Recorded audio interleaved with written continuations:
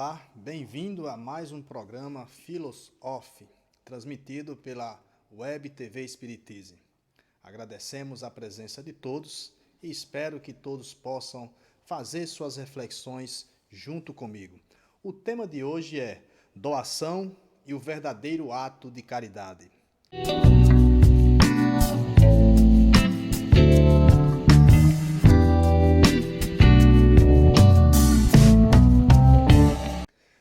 Provavelmente alguns de nós já pensamos muitas vezes o que é o ato de doar e o que é o ato de caridade. Se nós formos observar o significado dessas palavras, vamos encontrar uma profundidade muito grande em seus significados. O próprio ato de doação, a palavra doação, tem a sua origem do latim, que é donare, que é simplesmente dar um presente. O ato de dar um presente, quando nós damos um presente a alguém, geralmente nós temos a intenção de recebê-lo de volta, ou de receber algum outro de volta. Se estamos pensando assim, estamos também agindo de forma em agradar o outro, mas no objetivo do outro um dia nos agradar. Mas será que essa seria o objetivo dos ensinamentos de Jesus, de trocar aquilo que eu entendo por caridade, por doação? Será que aquilo que eu faço na minha vida, durante toda a trajetória que eu vivo nessa existência, quando eu dou alguma coisa, um presente, e se eu tenho a intenção de receber, eu estou agindo corretamente? Bem, se nós analisarmos o pensamento de Jesus, nós vamos observar que essa ação, não que seja errado, mas que precisamos avançar um pouco mais nessa compreensão. Para sermos verdadeiramente doadores, no sentido caritativo da palavra, precisamos avançar nessa compreensão e entender que o ato de doar é o ato de doar-se, sem nada receber em troca. Porém, nós vamos observar a antiga máxima: fora da caridade não há salvação, que não é tão antiga assim, que é cunhada pelo Espiritismo. Fora da caridade não há salvação. E nós vamos observar que esse ensinamento é um princípio universal, da lei universal. Sendo Deus justo, bom, misericordioso e perfeitamente racional, Deus não poderia criar regras materiais para estabelecer a ascensão aos céus. Deus criará, sim, regras que são regras universais, que se traduzem em suas leis universais. E essas leis não dependeriam, por exemplo, da nossa ascensão material aqui na Terra. Então, observando o outro ensinamento, que é bem mais antigo do que esse, fora da igreja não há salvação. Quando nós fazemos uma reflexão cuidadosa sobre esse ensinamento, vamos encontrar alguns equívocos que seriam estabelecer uma ordem para que as pessoas cumprissem o mandamento de Deus, os mandamentos ou os ensinamentos do Cristo.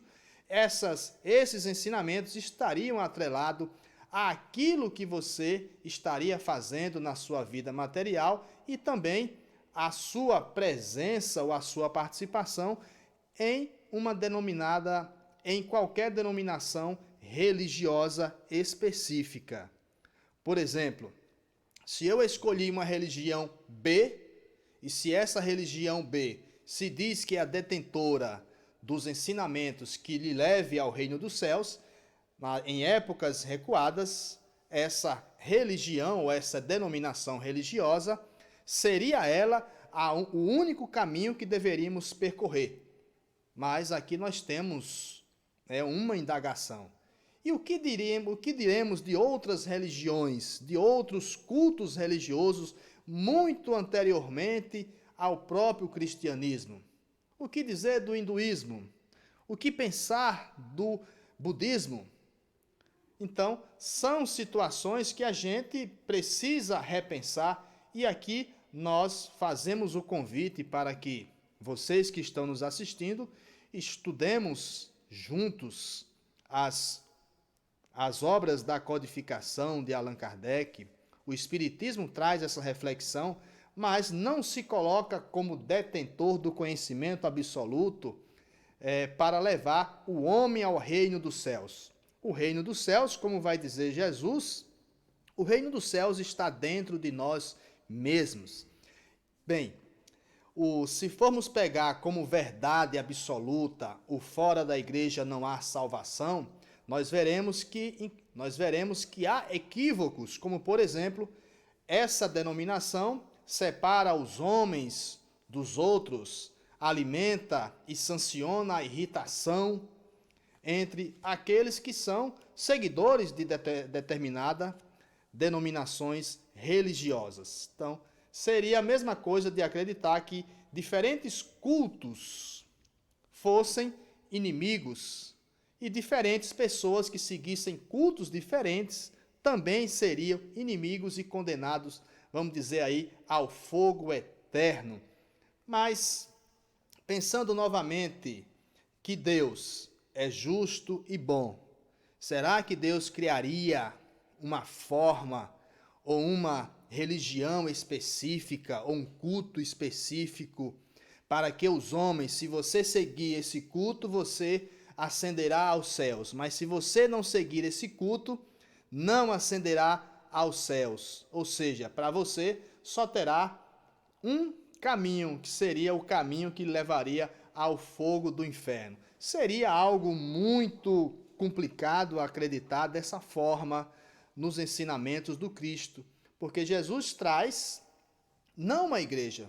Primeiramente que Jesus não estabelece ritos nem igrejas. Jesus traz o ensinamento que é o ensinamento de Deus, é o ensinamento universal, que serve para todas as religiões, para todos os cultos, para todas as denominações. O que faz o homem se aproximar das leis de Deus é exatamente o seu compromisso com elas.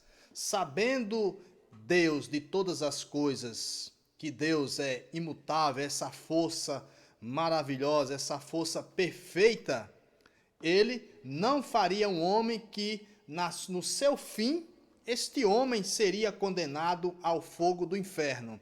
Se as leis humanas conferem ao homem várias oportunidades para reparar os seus inúmeros delitos, como seria Deus? Seria diferente deste homem?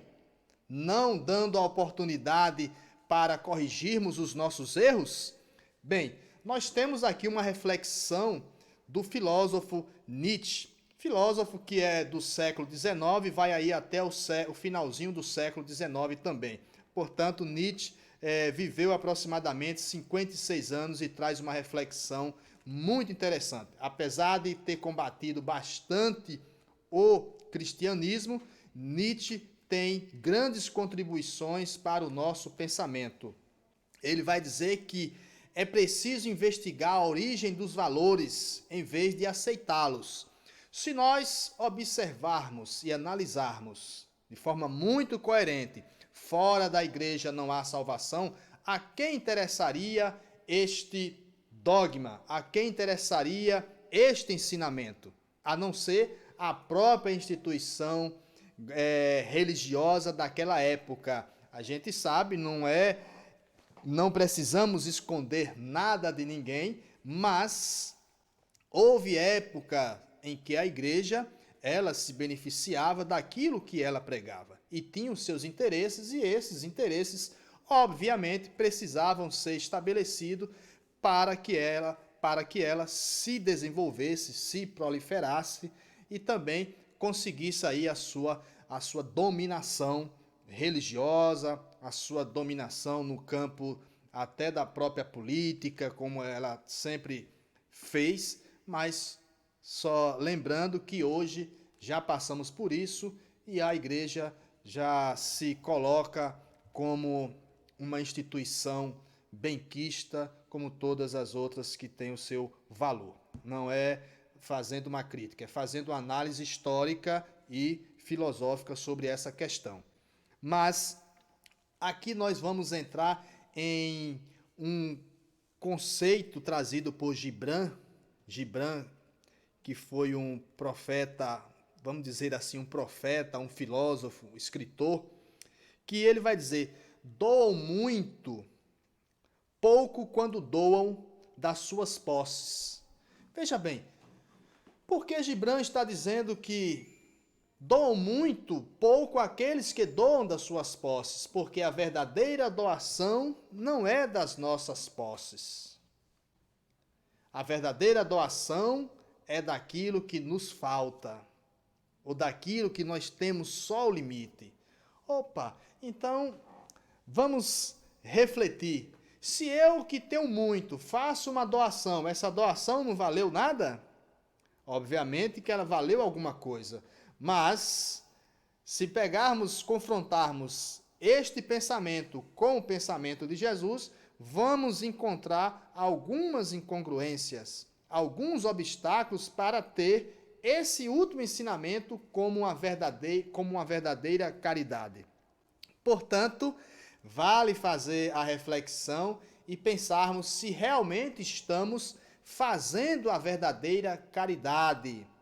Quando basta pensarmos desta forma: se eu dou, se eu pratico a caridade, mas a faço querendo receber algo em troca, isto não seria caridade, porque a caridade é uma virtude. Sendo uma virtude, a virtude é pura.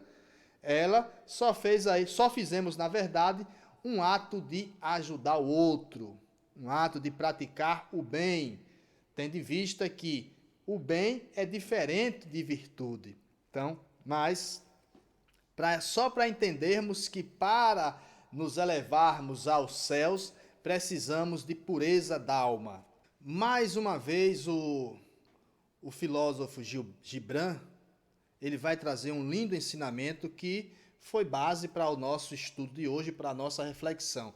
Esse pequeno livrinho é que nos apoiamos para fazer as nossas reflexões de hoje, que é o Profeta de Gibran, onde ele vai tratar de diversos temas, inclusive sobre o ato de doar, inclusive sobre os filhos, mas hoje é sobre o ato de doar e a verdadeira caridade.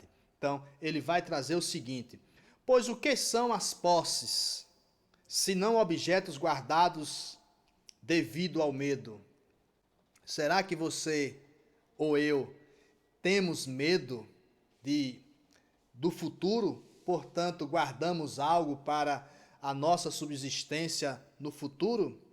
Bem, todos nós sabemos que temos que ter um devido cuidado para com o amanhã, mas jamais exagerarmos nesses cuidados ao ponto de encontrarmos pessoas, encontrarmos a humanidade passando fome, miséria, e a gente podendo ajudar essas pessoas, estender as mãos, como vai dizer o Cristo. É necessário que isso aconteça, porque se somos todos filhos de um mesmo Pai, fazemos parte de uma mesma família universal, então por que guardar? Por que não estender as mãos? Por que não olhar para o outro com um olhar de humanidade? Por que não tentar compreender estas nuances que se apresentam na sociedade? Por que a fome existe se eu tenho como alimentar o outro, se eu tenho como diminuir esta fome? Então, são situações que nós precisamos avaliar para daí fazermos as nossas mudanças interiores.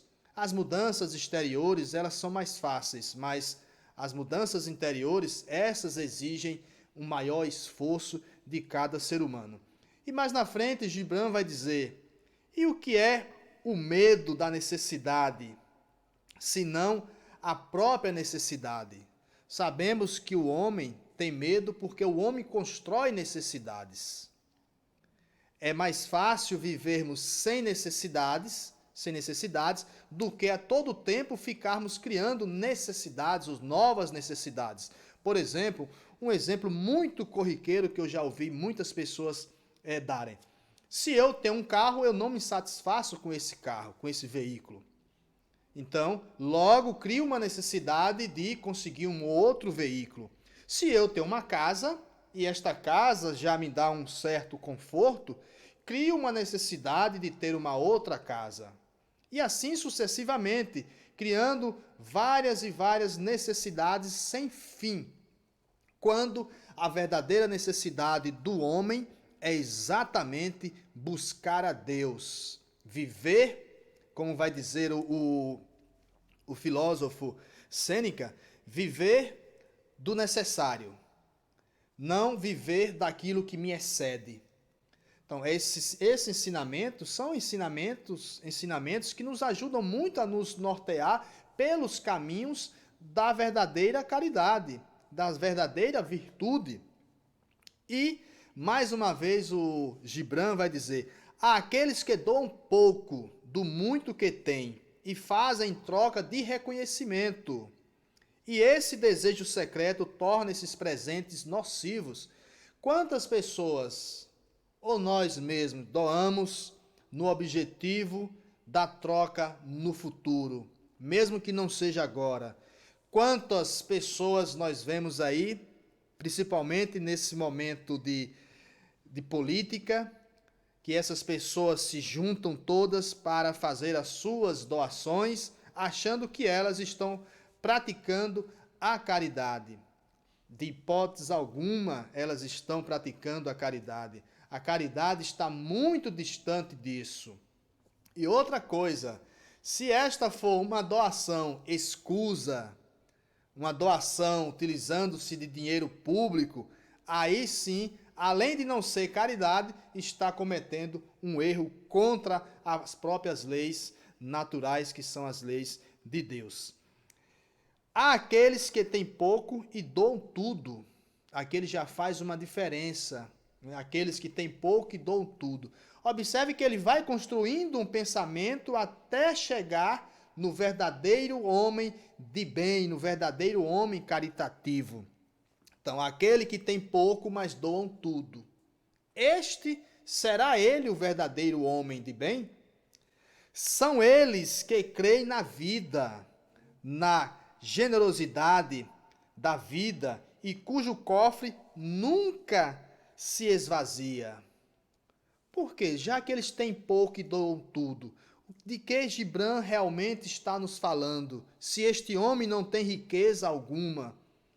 Obviamente, o filósofo Gibran está nos incitando a fazer uma reflexão com relação à nossa própria consciência divina, com relação ao nosso próprio conhecimento de si mesmo. Porque se eu analiso que existe todas as riquezas no mundo, essas riquezas naturais, e essas riquezas estão em abundância, e eu não preciso acumular todas as coisas que eu desejo, porque outras pessoas vão sofrer a necessidade de tê-la, passando fome, miséria, e eu não só estou sendo um materialista, mas também estou colaborando para que a miséria no mundo se alastre, para que a criminalidade também se alastre, porque uma pessoa com fome ela é capaz de tudo. Uma pessoa passando misérias, necessidades, ela é capaz de cometer atos absurdos. Então precisamos, como diz o filósofo Nietzsche, analisar, investigar a origem dos valores, e aqui eu diria, precisamos analisar a origem das causas, a origem da criminalidade. O que gera a fome? Será que é o grande número de pessoas famintas no mundo?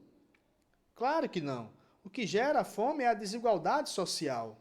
O que gera a fome são políticas sociais mal empregadas no mundo. O que gera a fome são políticos corruptos que chegam no poder e usurpam o poder e usurpam a riqueza do país. Então, isso é a causa da fome. Se o homem fosse mais generoso, se o homem compreendesse as leis de Deus, todas essas questões, elas terminariam, elas deixariam de existir. Questões como fome e miséria, isso representa ainda, ou faz uma alusão de que nós ainda somos seres primitivos que precisamos avançar. Mas aí nós podemos fazer uma outra reflexão. Mas não avançamos tanto? Avançamos sim. Mas em qual área avançamos? Em qual área avançamos? Será que nós não precisamos avançar agora no campo da moral, da ética, da virtude? Porque no campo na área das tecnologias, do conhecimento, esse homem já avançou bastante. Mas falta-lhe agora a sensibilidade para ascender aos céus. Ter essa conexão com o pensamento divino. E aqueles que doam, segue Gibran, e aqueles que doam sem ver pesar, nem buscar prazer, e sequer doam com consciência de sua virtude. E aqui nós encerramos essa primeira parte, que fala do verdadeiro homem caritativo, o verdadeiro homem de bem, que ele faz o bem sem ter a exata consciência de que fez o bem. Sem objetivo nenhum de troca. Ele simplesmente faz o bem pelo bem. Faz o bem porque quer ver o outro, né, no bem, quer ver o outro saciar a sua fome, quer sempre mira no outro para que o outro também se sinta bem. Né? Para o generoso buscar quem recebe um prazer maior que a doação. Ou seja, o homem de bem, este que pratica a caridade, ele vai ao encontro do pedinte, ele vai ao encontro do necessitado, porque ele compreende a lei de Deus, porque ele percebe que quando esta pessoa vem até ele, aquilo ali é um ato humilhante para ela. E ele, tendo essa sensibilidade, ele corre atrás do outro, para que o outro não se humilhe tanto, diminuindo aí a sua humilhação, porque o próprio fato da pessoa estar nesta condição, mesmo a encarnação lhe colocando em uma situação deplorável, de pedinte, uma situação humilhante, nós estamos numa condição de estender os braços para esta pessoa. E por que não estender os braços? Muitos entre vós dizem, ainda Gibran, só dou para aqueles que merecem. E aí ele vai discorrer sobre um fato incrível, citando as árvores, né? As árvores do pomar, quando elas doam, ela escolhe quem vai doar? Não. Porque as próprias árvores são, vamos dizer assim, são criações divinas, criações que vão auxiliar o homem no seu processo de evolução, vai auxiliar a sociedade a se manter. E nós, quando vamos doar algo para as pessoas, nós medimos cada passo, se vai faltar no meu cofre, se vai diminuir a minha riqueza. E com isso, no final das contas, o que a nossa consciência dirá para nós mesmos? Não será Deus que vai nos julgar, é a nossa própria consciência. Então, precisamos observar estas situações, estes acontecimentos e perceber que nós somos criaturas criadas por Deus para sermos felizes e só seremos felizes quando nós doamos aquilo que temos para os nossos semelhantes, quando nós compreendemos que o semelhante, nós só avançamos quando o semelhante também avança. E na questão 886 do Livro dos Espíritos tem uma questão que diz: qual o verdadeiro sentido da palavra caridade, tal como Jesus a entendia? Olhe que Kardec está perguntando aos espíritos esse sentido mais amplo. E aqui na terceira parte do Livro dos Espíritos, quando vai falar lá sobre a lei de justiça, amor e caridade, eles respondem: benevolência para com todos. Benevolência para com todos. Indulgência para com os imperfeitos, para com as imperfeições alheias. Perdão das ofensas. Observe que os espíritos, eles estendem o conceito de caridade. Não fica só na condição agora material, mas eles estendem para um conceito moral agora. Se eu compreendo as imperfeições do outro, eu estou sendo caridoso. Se eu compreendo a necessidade de perdoar o outro, eu também estou sendo caridoso. E não podemos dizer que não tivemos a oportunidade de praticarmos a caridade. Se eu não tenho nada, materialmente falando, eu posso ajudar, eu posso praticar a caridade, sendo uma pessoa benevolente para com todos, sendo uma pessoa indulgente para com as faltas alheias. Olhe quantas oportunidades nós estamos tendo agora, especificamente no Brasil, quando há duas polaridades divergentes no nosso país e que neste momento estamos tendo a chance da indulgência e do perdão, quando muitos perdem essa oportunidade e aproveitam as redes sociais para se apedrejarem, quando na verdade deveriam trocar informações que pudessem ajudar um ao outro nesse processo de evolução. Na questão, continuando aqui na resposta dos espíritos, Allan Kardec, nesta mesma questão, ele vai fazer um comentário.